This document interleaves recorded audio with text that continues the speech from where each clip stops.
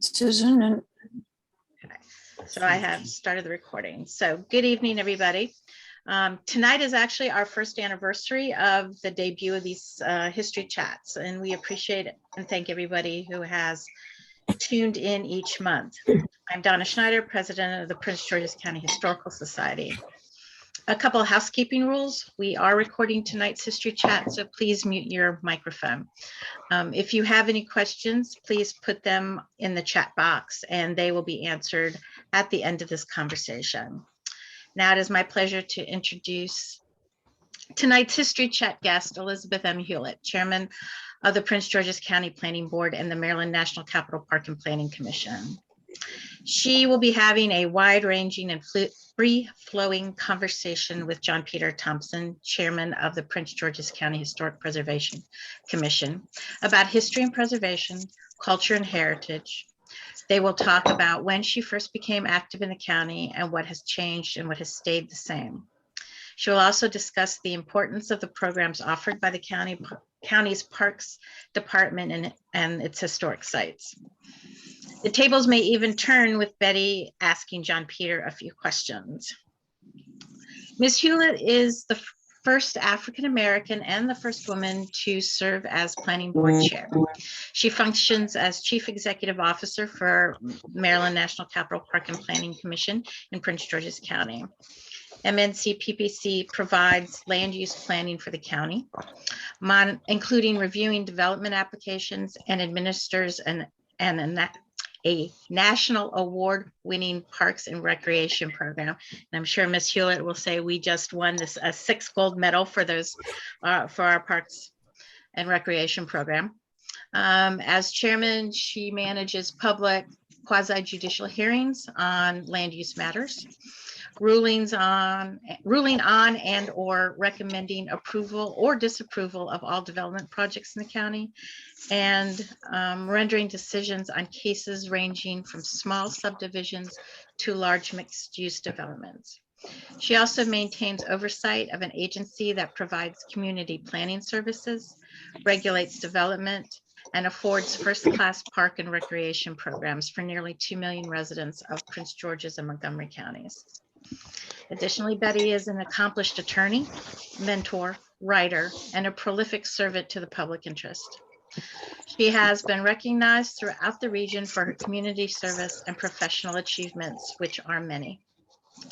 Balancing her professional and community service, Betty also loves reading, gardening, cooking, the performing arts, live music, dancing, old movies, travel, a cup of bold morning coffee, a glass of delectable evening wine, donning sneakers every chance she gets, and spending cherished time with her family and friends.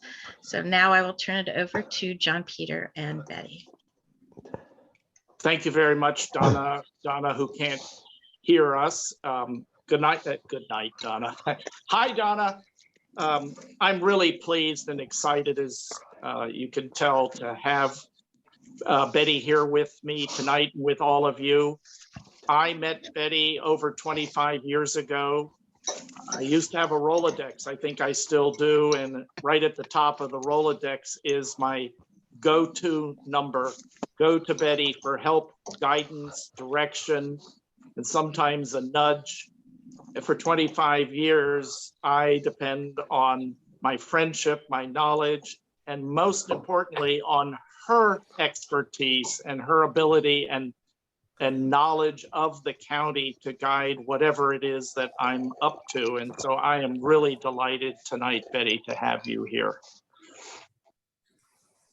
I am, if now is the time, I am so delighted to be here. And first, I want to thank Ms. Donna for that wonderful introduction. Sometimes when I hear things like that, I wonder, who is this person they're talking about? And then to you, John Peter, it's wonderful to be on with you. Yes, we go way, way, way back. So about 2.5 decades now, but who's counting? And Yeah. then, you know, Betty, one of the interesting things is we're the Historical Society, and usually we're looking at events and we're no longer talking to the people who made the event, who were involved in the event. And with you, we're talking to, forgive me, a historic, important figure in real time, because you have made history in the work that you've done for the county. And I think I'd like to start with you talking a little bit more about what do you do? What is this office of chair and all the things that you do professionally? And then we'll move on to a little more of your history. I will try to make that succinct if I can, because what this position does encompasses so very much. But the very first thing I will tell you is I accomplish nothing alone. I accomplish it with the amazing men, men and women of the Maryland, men and women of the Maryland National Capital Park and Planning Commission. They are the very best consummate professionals, those who are with us now. And I see some retirees on here who I haven't seen in a good while. Excuse me. So I would like to give a shout out to them as well. So what I do is I chair, our staff and I do long range planning for the growth and development of Prince George's County.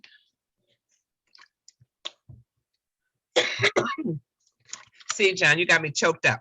Yeah, I can see that. Okay, so we do long range planning for the growth and development of Prince George's County in her entirety. And we work with the Montgomery County side of the commission as well. We are a bi-county agency created in 1927 for the 2 Maryland counties that border the District of Columbia. So we're 95 years young now. And so not only do I chair the planning board and work with and the chair of the commission rotates between the chair of the Montgomery County Planning Board and the Prince George's County Planning Board. We preside over land use hearings on individual applications. We do, supervise the Department of Parks and Recreation, which is an awesome, I have to get this out there right now, right at the top. The Department of Parks and Recreation is a national award-winning entity, and actually the commission is, but largely due to the work of the Department of Parks and Recreation. We hold 6 national highly coveted gold medals from the National Association for Parks and Recreation, NRPA, for our amazing program. So we hold the world's record. And I always say that's something we should tout for the amazing array of programs that we do and facilities that we have. And it's just incredible. And particularly since we're closing out Therapeutic Recreation Month, that's one of the things that the Department of Parks and Recreation does as well. And we're closing out Black History Month. So I have to give a shout out for the programs that the Black History Month, that the Black History Division does as well. Right now I can show this brochure, and this is our brochure for this month because we did not let the pandemic stop us. And so our Black History Division created all these, some in person, some virtual programs for everyone, to enlighten everyone and to hold your interests and capture your interests. And then we have art exhibits, performing arts, and so much more. We really do a lot for the bi-county region, and we succeed because of the amazing men and women of the commission, in conjunction with our elected officials, in conjunction with our community, those people in our community who participate with us, who engage with us, who show up at our forums, who show up at our hearings, whether in support or against a particular application. They keep us on our toes, and we love the community engagement. So that's it in a nutshell, because there's so much more that we do. Well, for the audience, there'll be a quiz after this chat. So Betty, now I want to talk a little history. And even though I've known you about 25 years, you were already active in the county. And so maybe I can get you to talk a little bit about when you came to the county and really got involved in the business of the county and making history. Okay, thank you for that question. Well, so I was a 23-year-old law student about to graduate from law school in Boston. And I came down here for spring break. I was interviewing in DC. And what I then thought was serendipity, I met a person who was the first African-American judge in Prince George's County, Judge James H. Taylor. And he said, come to my chambers and you're going to work in Prince George's County. I said, no, I'm going to the nation's capital. He said, nonsense, you come to Prince George's County. I'm like, where's that? So I'm driving down Route 202 and I see these cows on either side of the road and we're driving kind of slow. I'm a native New Yorker, you know, so we're driving just a tad slow for me. And that road down Route 202, that single lane road seemed awfully long. And I'm rehearsing my thank you, but no thank you story to Judge Taylor. And he says, nonsense, you're going to start here. So anyway, I graduated and he gave me a list of places to apply. I applied here and I got my first job with the Prince George's County Council. I was 24 years old. And I actually fell in love with Prince George's County right then and there. I couldn't get over there were constituent services, and I know we had that in New York too, but where I was, it wasn't working very well. So I used to call back to New York all the time. I said, Mom, they fixed the potholes here. Mom, I mean, so much, and there was so much beauty that I fell in love with it. So I ended up working in a lot of different positions. I worked in the Prince George's County Office of Law, the county attorney's office, and then went into private practice. I also worked for legal aid. And then I was president of the J. Franklin Bourne Bar Association, and a position became available at the Maryland National Capital Park and Planning Commission for the supervising attorney on the Prince George's County side. And one day I just applied for it. At this time, I'm working with Wayne Curry and his law firm, and I left him. I got the job here and I left, and much to his chagrin. But it put me in a place to really learn about the commission and to defend the actions of the planning board in court. So I was in court regularly. And it was an exciting time for me, and I just became enamored with all that the commission does. Fast forward, Wayne Curry wins the election to become the first African-American county executive in Prince George's County. He was familiar with my work from the law firm, and he was familiar with my record as attorney for the planning board. And then he appointed me to become the first woman and first African-American chair of the Prince George's County Planning Board. It was not a slam dunk. You know, there were those who were not ready for an African-American or a woman. And so I had it from both sides. But who knew, you know, with thanks to the amazing men and women of the commission, I was able to succeed. And we've just accomplished so much. And it's just, you know, I'm about to retire. It has been the honor of a lifetime, the privilege of a lifetime to work and serve Prince George's County now for 42 years in so many different capacities. Not just park and planning and not just a legal counsel as park and planning, but, you know, the county government, the private sector, all my volunteerism. And I got involved because I didn't know anybody. And you asked that question too. I didn't know anybody. So once I got home from work initially at like about 5 p.m. in the evenings, and people were not breaking down my door and the men were not breaking down my door to date me. So I said, okay, let me start engaging in some volunteer activities, and the rest is history. I volunteered and I volunteered. And when I volunteer, I am all in. And that's how I started getting involved with Prince George's County. And I love her. I love Prince George's County. I think Betty, she is an absolute gem.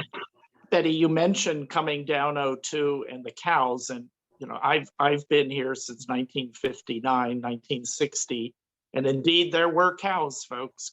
Can you talk a little bit about Prince George's County and sort of how we've changed, but in your perspective in the 90s, what were you having? I don't want to use the word to fight, the changes that you and others saw needed to happen. Can you describe, I don't want to call it old Prince George's, but it was old Prince George's, well, and you know what I'm getting at. There were so many things. There were so many things because there was a political machine, and we didn't have many African-American leaders. We did not have, you know, we were a garden apartment place to some extent, and we were trying to get better residential, trying to not just be a bedroom community, try to lure some businesses here, some high-end retail here, get some folks in some key positions. There's so have better planning. And fine-tune our planning, make sure that we were inclusive. When I became chair of the planning board, we started becoming more transparent so that people can really participate in our hearings, and they were streamed even if they couldn't come in person. We fought in my private life, I was fighting to get certain people elected. I think one of the biggest achievements was we started this election in 1983 to run Alex Williams as the first African-American state's attorney in Prince George's County. It took 3 years. We started in 83, but he won in 1986. And that was a big countywide election. So that was very, very important. And then we tried to get some more African-American judges and African-American and women in key positions. So, and we succeeded, and I can go down the names, but I am so proud of some of these folks, like Judge Missouri, who became the first Black chief judge of the circuit court in Prince George's County, and then Judge Sheila Tillerson Adams, who became the first Black woman chief judge. And she became the first Black woman judge in Prince George's County, period, appointed in a trial court. And then years later, became the first African-American woman chief judge, Judge Michelle Houghton, who became the first and only woman to serve on all 4 levels of our courts in Prince George's County and the 2 state courts, the 2 appellate state courts. So much we were trying to do to open doors for other people and to make this far more inclusive. You know, and you know what else we did? When cases came before us, and I think we have Dr. Stabler on and so many others, Howard Berger, and they will remember this. And of course, you know, I want to give a shout out to my Susan Pearl, who's, you know, she was here, and Gail Rothrock, who I've known forever and ever too.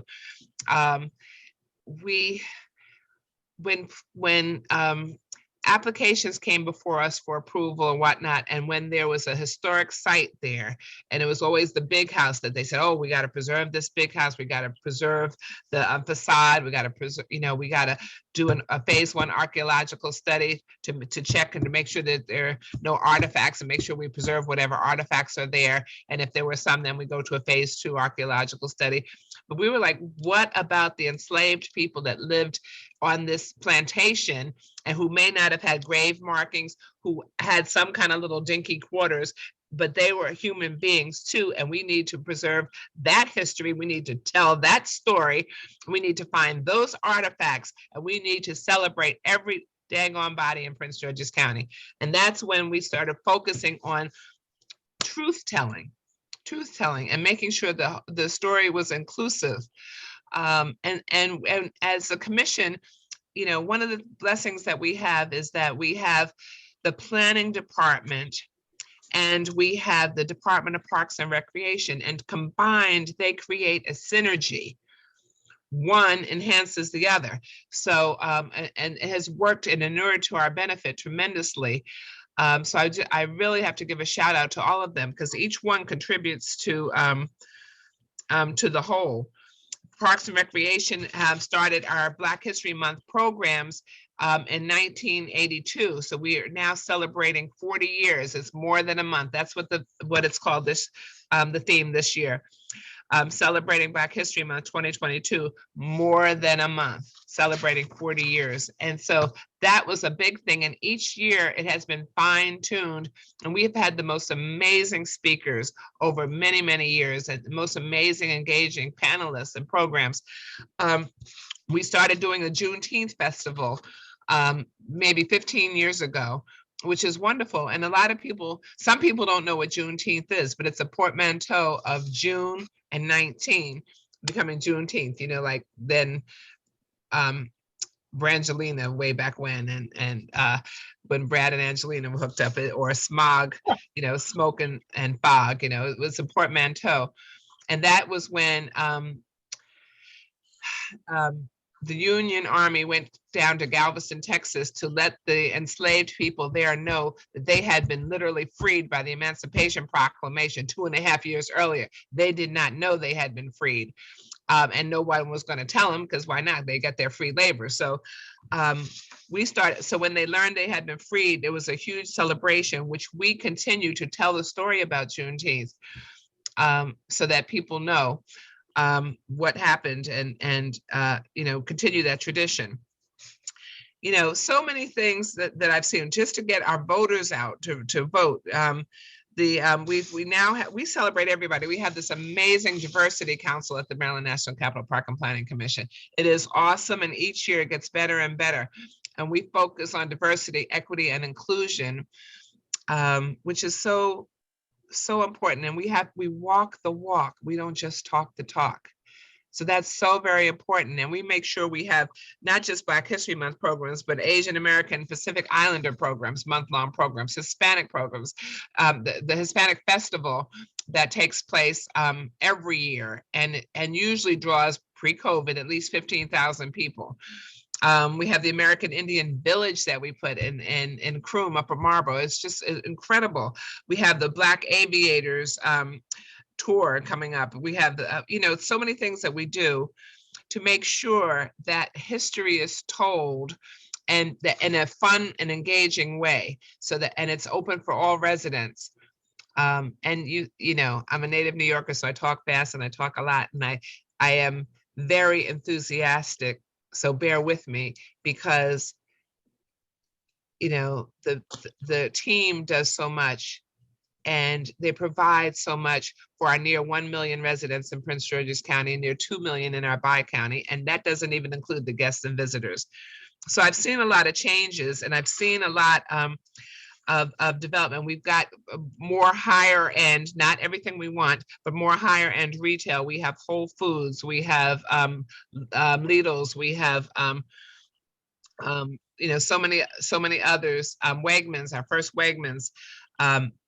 We're doing so many other things to raise the accessible base, to make sure we have diverse programs for everyone. And one of the best things that we've done, there's just so many, is the Ridgely Rosenwald School.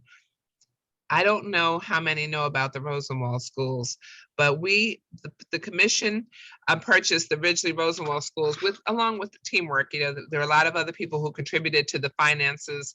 The state did, and the school system, and we restored that school.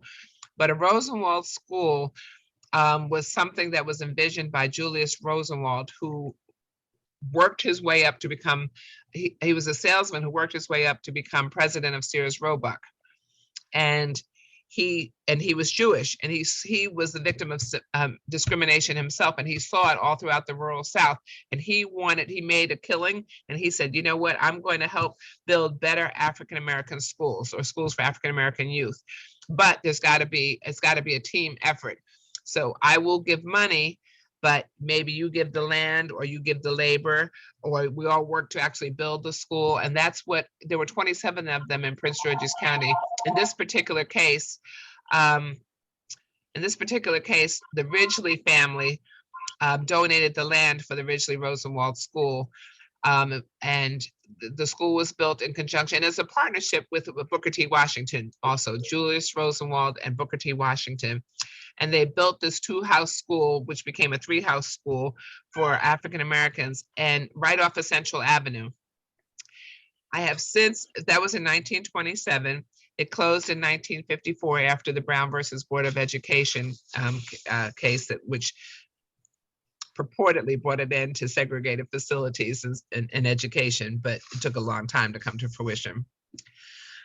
So I've met these graduates over the years, and they talk about how that they were taught to excel. They always knew they would excel. The Ridgely, when they donated the land and the school was built, some of the Ridgeleys became principals. Mildred Ridgely Gray was a student there in the very first year it was built, and then then later she became a principal. And it was interesting that their determination and drive was so phenomenal, and they didn't even let the marching of the Ku Klux Klan down Central Avenue deter them one bit. So, we don't see the Ku Klux Klan marching anymore.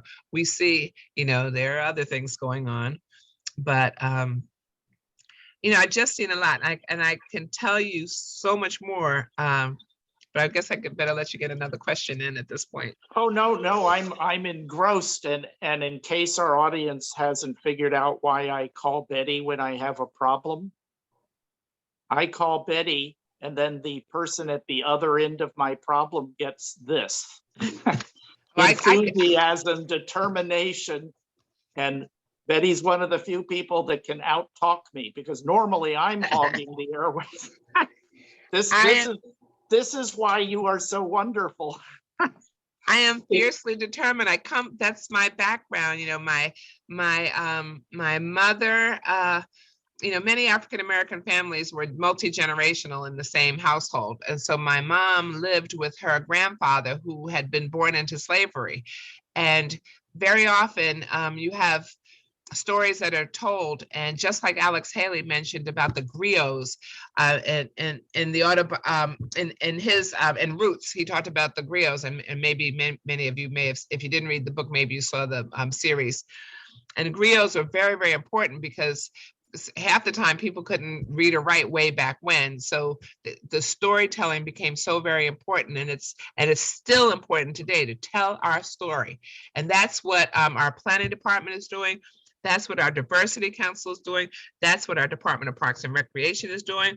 And I got all of that from personally from my own family, from my mom telling me about the stories of her grandfather, who then went on to become somewhat successful, given the fact that he was born into slavery. My dad being trained down at Tuskegee by General Benjamin O. Davis Sr. and then Jr., talked about being segregated in what was then the U.S. Army Air Corps. They were fiercely determined, and that was ingrained in me. So it's so important.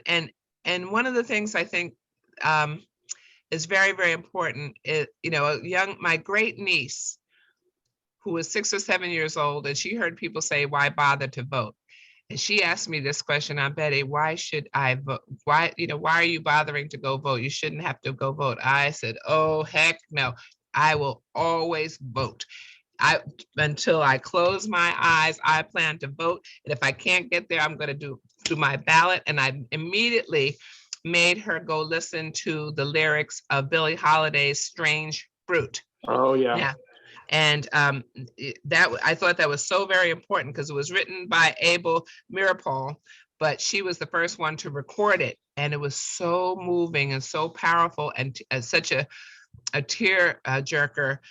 And the lyrics were, "Southern trees bear a strange fruit, blood on the leaves, blood at the root, black bodies swinging in the southern breeze, strange fruit hanging from the poplar trees." I made her listen to that. I said, that is what happened when people were trying to exercise their constitutional right to vote. And you saw people swinging on the trees, lynched for exercising or trying to exercise their right to vote. And of course, there were poll taxes and literacy tests after that as well. And of course, there were the freedom riders. I made her understand all of that, because I said, you will vote the minute you become of age, little girl. You better be voting in every single election. And so it's so important to understand our history, because if you're asleep at the switch, it can happen again in so many ways. So well, you just took my question. I was going to ask you about the importance of history, but I think you just summed that up. One of the things that's been really great having you at the helm is your interest. Well, it's more than interest in history, and the knowledge of history that I think helps you as you do the work that you do, from land development to the Parks Department, the programs, and just the involvement as a volunteer and a professional. It's always rooted in history in the conversations I've had with you. You are a friend of history and always have been. And it's important to me. I think you are absolutely correct. I know it's important to you. And, when I think about Marcus Garvey, his immortal words, "The people without knowledge of their past history, origin, and culture is like a tree without roots." And you've got to know your history. You've got to know. You've got to know from whence you came, and that you can soar and you can excel. And we have to lift each other up. I think all of us have to lift each other up. I have been stressing this because I'm going off course, but during this Right. pandemic, more than ever, there is a increase in mental illness and emotional distress and a higher rate of suicides. And people have been suffering, and we're sick and tired of being, social distancing, but we've had to do it for survival. We've had to do it. And so I always tell people just to be kind, to lift each other up, period. You never know, you might just save somebody's life. But also, if you achieve a certain measure of success, separate and apart from the pandemic, if you achieve a certain measure of success, you're supposed to be reaching back and helping someone else. It's not all about you. It's not all about any one of us. It's about all of us together. And that's really important to me. So I try to cheer people on as best I can, younger people, young lawyers who think they may not pass the bar exam. I grade bar exams.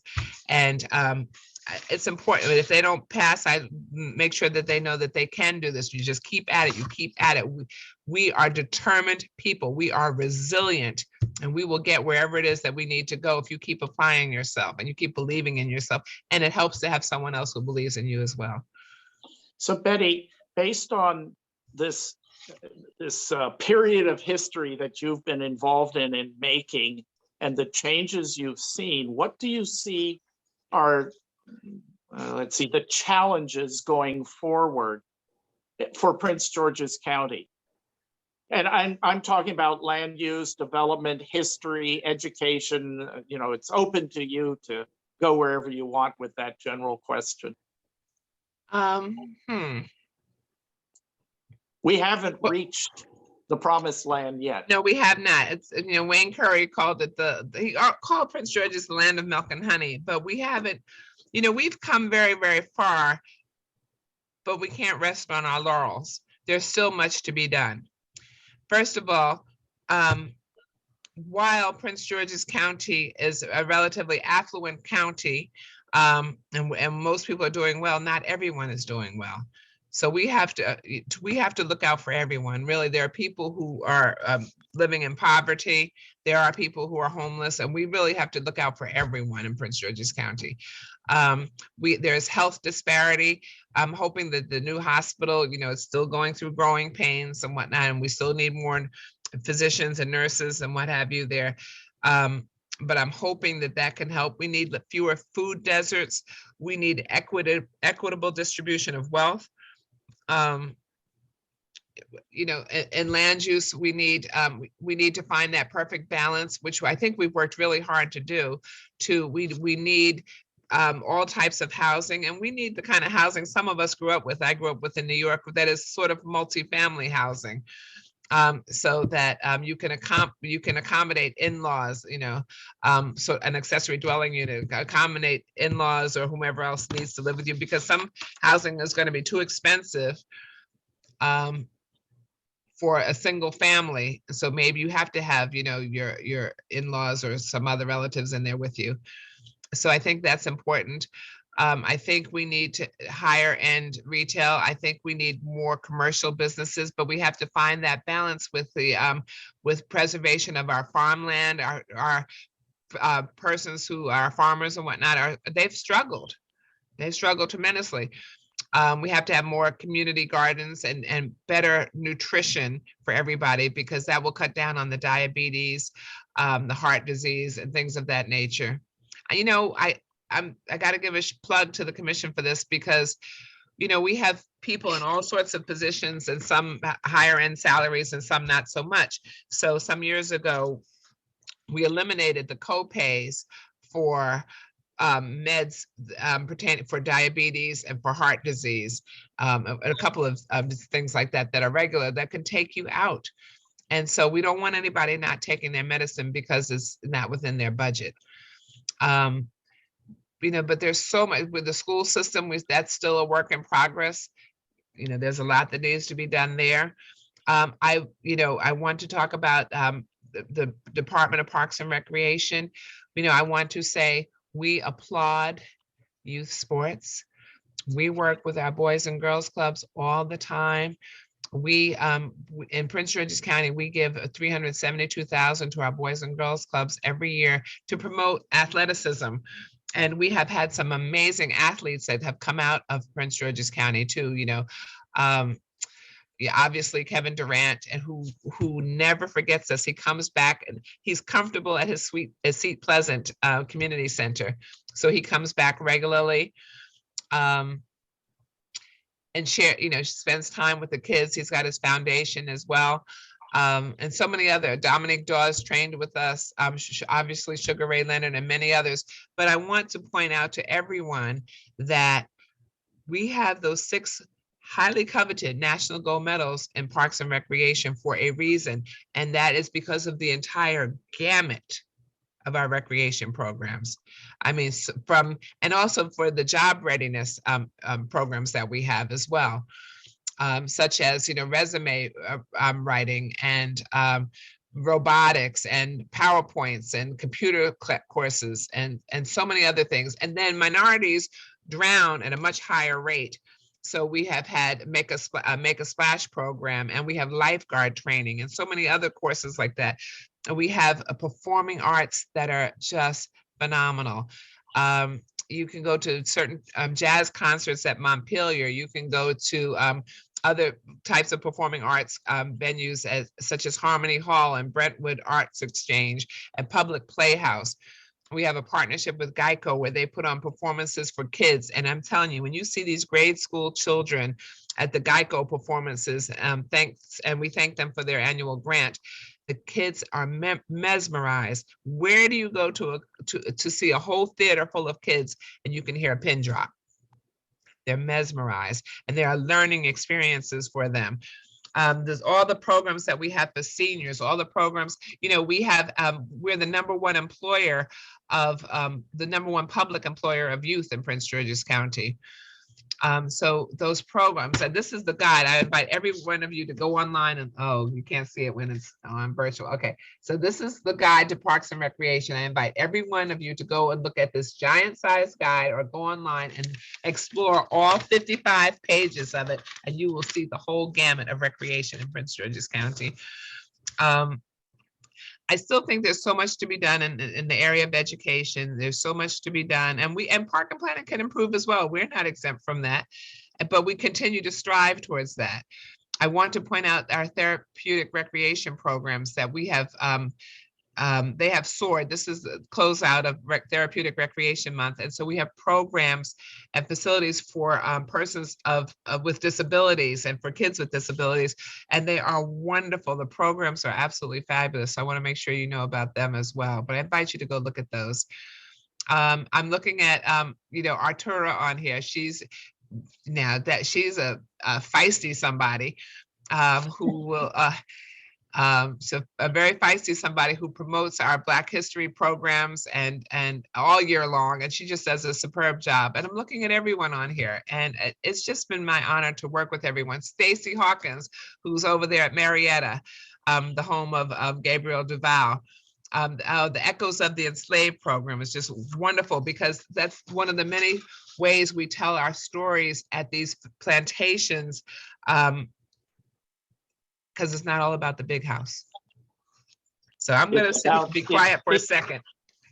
But Betty, that's exactly as you started out. One of the things that I think of when I think of you is inclusion. You're all about being inclusive, of bringing everybody in, reaching out to everybody. And that's what the Parks Department and the programs that you've talked about, and specifically in history, we have to tell the whole story, not just part of the story. And in your tenure, as you have made history, and you mentioned that this county has a leadership program, a leadership position, in my lay opinion, in reaching out to tell the untold story of the big house. It's not just the big house, it's the people who build it, the people who worked on it, the people. And that is you, because when I needed help, I called you. And this is what I meant to the people listening. This is an opportunity to talk to history in real time, because we will look back and there's going to be the Betty period of Prince George's County. You like that, Betty? I did. That was kind of cool. It was good. Yeah. we have the Giving Voice Initiative. I think it's so important that we tell our story, and that's a collaboration with Marietta House Museum, Surratt House Museum, and the up and coming Sankofa, well, the Sankofa Mobile Museum. So they will help us tell our story so that everyone is included. Because when I grew up in New York,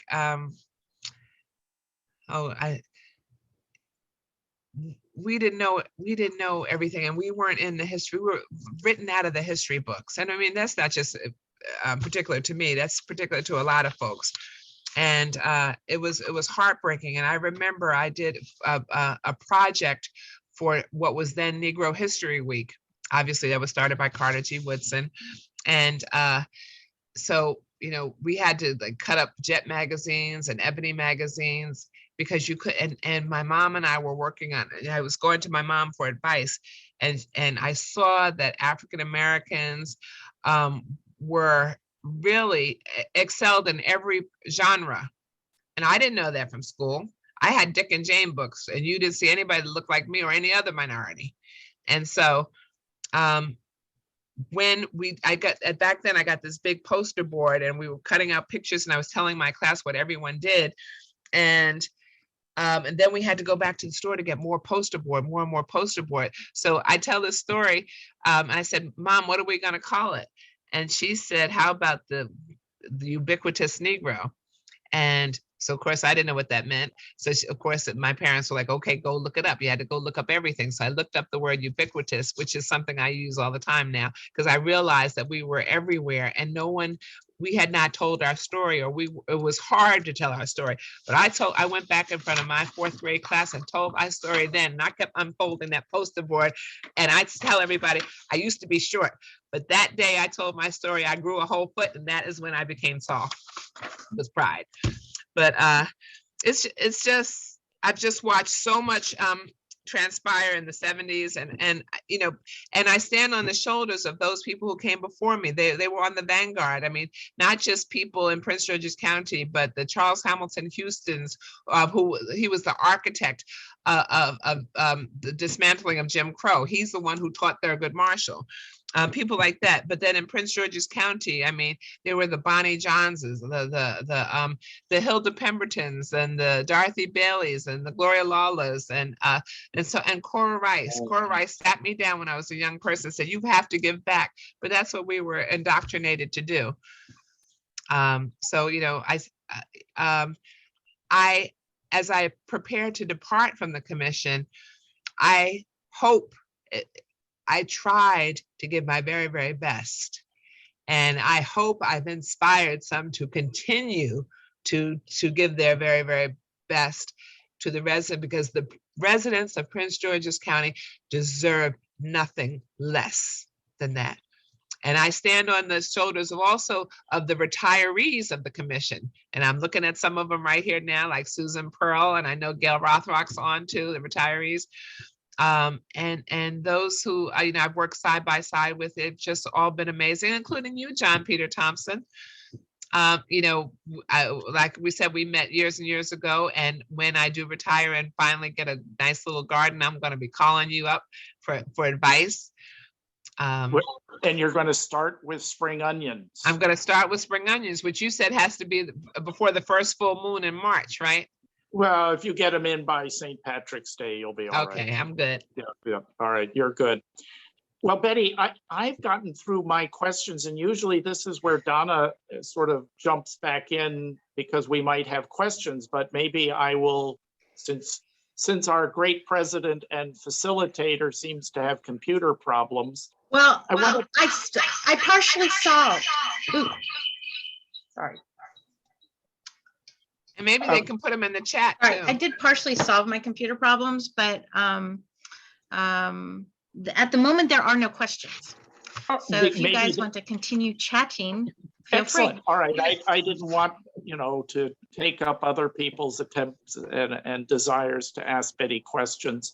Well, so I do want to say one more thing. I want to give he's deceased now, but I have to give a point of personal privilege to honor and recognize Judge James H. Taylor. He was the first Black judge in Prince George's County. He was also, before that, he was the first Black assistant state's attorney in Prince George's County. And when he worked with his colleagues right here, I'm still in the county administration building. We'll be here till the lights go out, I guess. But you know, no one else is in this building. So while here, this was directly across the street, in the courthouse directly across the street. And when he and his colleagues went to go to lunch, he couldn't go to lunch in any of the restaurants here in Upper Marlboro in Prince George's County. And this was not all that long ago. And then he becomes the first Black judge. And I mentioned earlier that at the time, I thought it was serendipity that I met him, and he instructed me to come meet him at his chambers because he did not want me to work in DC. He wanted me to come to Prince George's County. So I did, and the rest is history. I've now worked in this county 42 years. 42 years. And I owe that to him and his insistence that this is where I get started. And what I said earlier, it was serendipity, but it was not. And you know, I'm leaving. I can say what I want to say, but I think that was God's plan. There you go. Yeah, it isn't that long ago. A few years ago, I had the privilege of talking to ninth graders in a public high school. I had been asked to talk about Prince George's County history, and it occurred to me that with 75 minutes and 14-year-olds, and starting in 1696, I would have lost them in the first 35 seconds. So I did the county history backwards, asked them about the county today. They were all in, that was great. And then I went back 20 years to 1992 when their parents would have been about 14, and they could handle that too. But much to my amazement, by the time I got to their grandparents' time, 68 to 72, some of them questioned me when I asked them about things about busing, which for me, I remember busing. Yeah. But we have Prince Georgians that can use a little more history because it's not that long ago. And the work that you've done with the Parks Department and the Recreation Department and getting it, you know, we're focused a little bit on history, this being the history chat. You have these amazing programs that bring more and more people in so that we can tell the story of who we were, where we came from, and hopefully together where we might be going. And I think that is so important. That's very important. And it means the good and the not so much, the good, the bad, the ugly. And which, you know, always reminded me of Maya Angelou, who said history, despite its wrenching pain, cannot be unlived. However, when faced with courage, need not be lived again. So there's some things we do not want to live again, but you got to step up and face it with courage and tell your truth. And that is why all these sharing our voices and telling our stories is so very important.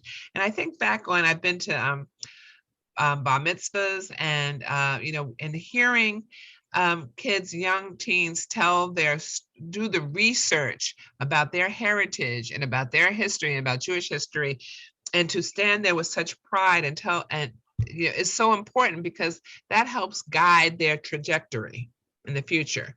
And so, and they have to go back and do that to prepare for the ceremony. And I just think that's something that all students should have to do, all young kids should have to do, to learn something about their history. So the bad things are not repeated.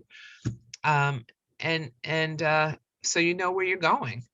Well, and the Parks Department with the history programs that they have become a resource for the students.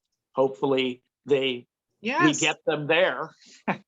The STEAM Fest, one of the things the Parks and Recreation Department does is they put on, and this comes under the auspices of recreation. They put on a STEAM Fest. They have many STEAM programs, and STEAM is the STEM, you know, science, technology, engineering, and mathematics, but we insert the A for arts as well. So it's not STEM, it's STEAM. So we have the STEAM Fest and all these STEAM programs, and we have an annual STEAM festival every year. And I mean, to see the kids engaged with the pioneers in music, showing them how to work all the equipment, and representatives from NASA. I mean, when they see these people coming from NASA, you better believe they're engrossed.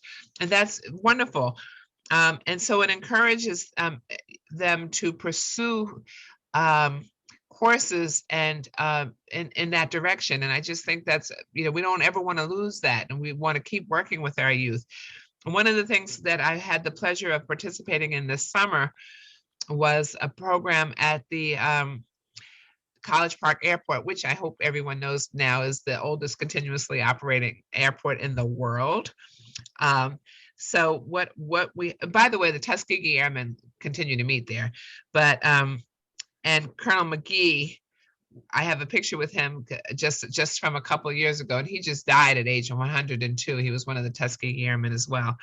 But they meet, this meeting took place over there at the College Park Airport, and the amazing museum there, Aviation Museum, affiliated with the Smithsonian and part of our field of firsts.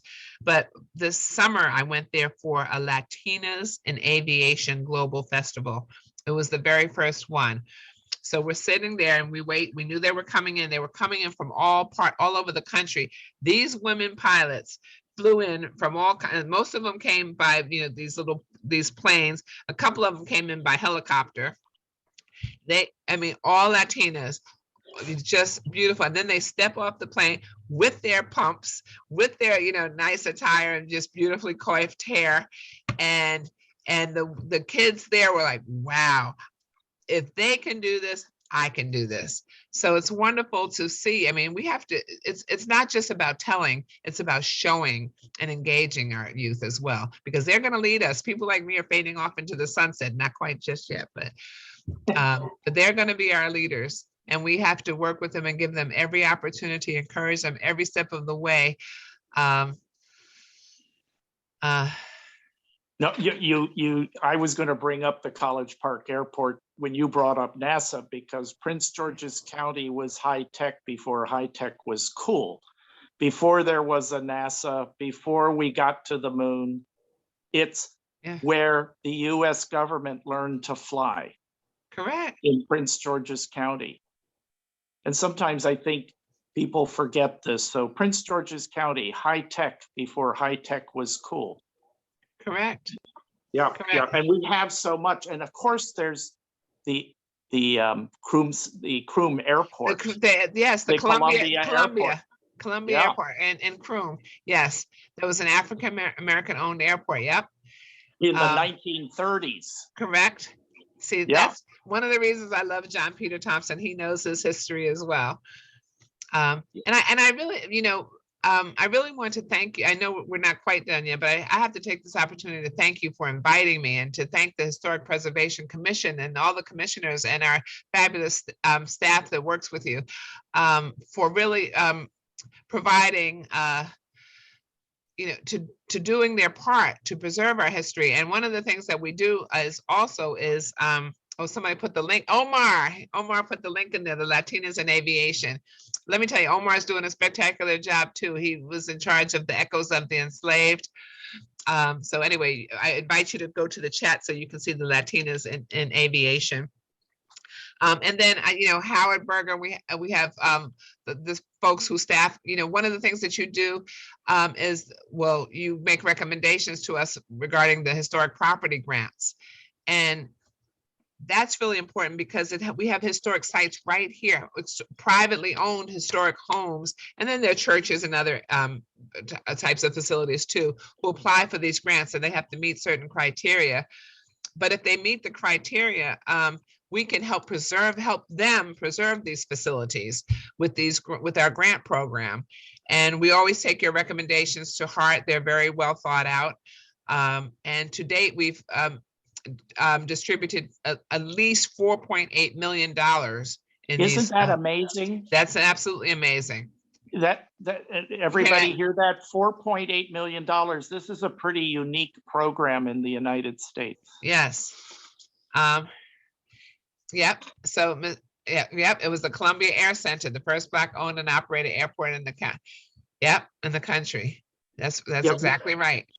We have so much to show and tell about in Prince George's, and maybe, Betty, in retirement, when you're not gardening, you can continue being the cheerleader You better, and the energizer person for Prince George's County. you better believe I will be doing that, because I have seen it. I've seen it firsthand. I've seen the way our community comes together. I've talked about our wonderful employees who are the best, but we do these things in tandem with our engaged community and with our elected officials and with people like you, John Peter Thompson, and the members of the Historic Preservation Commission. It takes everybody working together to make Prince George's County soar. And I will keep running my mouth and keep doing. Oh, yes, well, keep right on doing that. You know, we technosaurs, this is what we know how to do, to get excited and go forward and talk a lot. And I'm looking at some of the questions here. So, so is there a concerted plan of Prince George's County Tourism Bureau to elicit national tourism to this county for African Americans and the rest of the US? Well, I will tell you that so it used to be called the whatever it was called, Conference and Visitors Bureau, and now it's called Experience Prince George's. So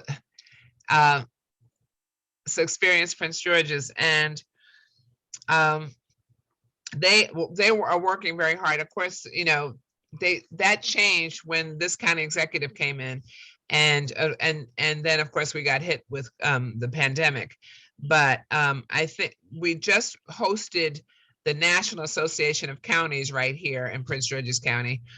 And so I think people got to see some of what we have to offer. I mean, things, you know, not just things like developments like National Harbor, which we were happy to have come before us, and not just things like, you know, Bowie Town Center, a lot of, and the Prince George's, well, the new hospital center that came before us as well. So I think they got to see a lot, and they were amazed by National Harbor too, by the trails, the other facilities that we have, the Oxon Hill Manor and things like that down in South County. I think that part was really, really good. And I will give a plug because I belong to a sorority. I love my sorority. My sorority is Delta Sigma Theta Sorority Incorporated, and I belong to the Prince George's County Alumni Chapter of that sorority, which is the largest chapter. It's the largest chapter of the sorority, and the sorority is the largest sorority in the world.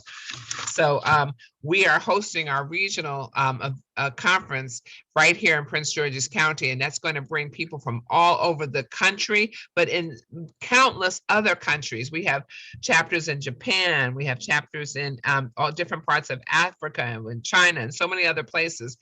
And so we, in Germany, I mean, so many countries and islands, Jamaica, Barbados, you know, so we hope that they will come as well. And because Prince George's County has so much to offer. And That's when right. you see it, you fall in love. I grew up in New York. I had Wall Street, I had Central Park, I had Broadway, and I like to go back to visit Broadway once in a while, but I wouldn't trade Prince George's County for anything in the world. I just wouldn't. There is so much here in Prince George's hidden in plain sight. Yes. And it's through the programs that you've overseen with your team that gets the word out. And there are things in this county, you know, you mentioned National Harbor. Well, I have to put a plug in now for the world's largest agricultural library, and everybody says, oh, agriculture. But that's important. When in there are the original paintings of Smokey the Bear. There's more than just books in there, and it's a public library that nobody knows is there. The Abraham Lincoln Building, by the way, is the name of it. Wow, okay. So, and speaking of Abraham, we have Abraham Hall. and go ahead. Betty, do you have more in the chat room? Do you have another question there? Yes, let's see. So someone, okay, we have about Judge Taylor, who was an aviator. Yes, he was. He was a pilot. He was a wonderful pilot, and he and Tommy Broadwater would get in that plane and go wherever they wanted to go. So he was a wonderful pilot and a wonderful human being. And he also worked with the Columbia Air Center Black aviators. Yes, he did. Now, someone else asked a question a little earlier. So how do you foresee planning of the future of College Park Airport, the oldest active airport in the world, and the diminishment of the surrounding aged tree canopy? Well, it's going to be a balance. And I think, you know, there's so many people want to develop over there, and the University of Maryland has done a lot of development, but we can't develop everything over there. And one of the things I'm really pleased about, since that question came up, we have landscape manuals, we have the woodland conservation ordinance. So we try, even though we want some measure of development, to enhance our accessible base, to bring businesses here, to make this less of a pure bedroom community. We want to do all of that with preserving our natural resources, with helping our, you know, promote farmland, and we do that as well. And so we want to preserve some of that tree canopy, and we do not want developments in the flight path there, because we want to keep that airport operating. It's fully functional and it's beautiful.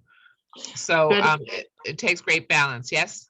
Betty, I guess we should mention the trail systems that the county has in and is expanding, because that's part of the development of Prince George's County and its trail system and bike paths that are coming in. That it's not all about roads and you know, and a mall here or there. It's an inclusive development. The trails are phenomenal. And at one point, you know, so I've been chair of park and planning twice. I was, you know, you're appointed by the county executive. So I was appointed by Wayne Curry and served throughout his tenure, and then left to go into my private practice of law, and then came back under Rashawn Baker. And so when I was here under Wayne Curry, there were people who did not want trails. I was flabbergasted, because when I started, there was a tremendous increase in a desire for trails. And next thing you know, people didn't want trails, because they didn't want anybody passing other people passing through their neighborhoods or even close to their neighborhoods. So now I'm back and getting ready to leave again, and everybody wants trails, and they've been phenomenal, and they're beautiful. And that's one of the things I won't be riding that bike down there. I have to know my limitations, but I will be walking more on our trails. I do it from time to time, but maybe I can do it with, purpose and regularity. So the trails, have been phenomenal. And one of the other things we've done, there's a tremendous increase in dog parks. Having dogs get out there and exercise as well. So we have more of those than we used to have, because at one point we didn't have any. Bike stations, making sure that the developments have places for people to park, to lock up, to keep their bikes as well. And then we're trying to make sure that we're prepared for the present, and even more so in the future, for these electric vehicles. So we're having or asking for more charging stations. So we want to, climate change is real, and we want to make sure we're doing our part there. And it's very hard in an agency like ours, who, we approve developments, but we want to balance that with preservation of agricultural land, and having tremendous amenities, preserving our history, preserving these historic sites, and then providing all these wonderful recreational and educational programs for our youth and adults and babies and seniors. So it's, and then preserve our woodlands as to the extent that we can in our landscaping as well, and make sure that the traffic, that we don't do too much damage to traffic. So it's a lot to balance, but we make sure at our hearings, I got to give a plug to our planning board, because we make sure all of our decisions comport with the laws as enacted by the state, enacted by the county council, and as interpreted by the courts, the local courts, the highest court in the state of Maryland, and the United States Supreme Court. And it's not easy, but we do it. And I don't do any of this alone. we just have a really good team. Betty, are there any I other was going to questions? jump in here. I mean, we've hit the hour point. So Ah, I want to say thank you to John Peter and Betty for their wonderful conversation. And I'm really sorry that I'm not able to really hear it very much. And I'm hoping my computer actually did record it so I can go back and listen to it. And if I did do that, then it will be posted on our YouTube channel within a week or so, so everybody else can enjoy it as well. And you can access our YouTube channel via our website, which is www.pghistory.org.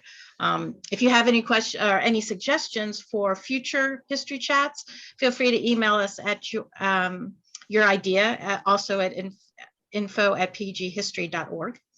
If you enjoyed tonight's session, consider becoming a member if you are not already one, or making a donation, both of which can also be done through our website. Again, thank you, Betty and John Peter, for a great chat, and I hope everybody can join us for next month's chat on March 28th. The invitation will be heading your way probably around mid-March. So with that, I'm going to say good night, everybody, and thank you. night, Betty. I say thank you. It's been my honor. It's so wonderful to see you. It's been wonderful. Thank you. Thank you so much. Thank you. Thank you.